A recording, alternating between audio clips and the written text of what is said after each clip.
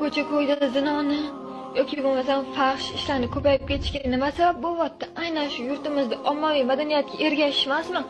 Yoshlarga bir nazar solaylik, ko'chaga qarab, yarim yog'och kiyingan begona bolalar bilan qizlar qo'l ushlashib ko'chada etib bo'lmaydigan darajada uyat ishlarni qilib yurgan yoshlarga nima deyish mumkin? Hijob taqillagandan ko'ra, undan ko'ra ana o'sha yoshlarni qilsa bo'lmaydimi? Bu juda achinarli holat-ku.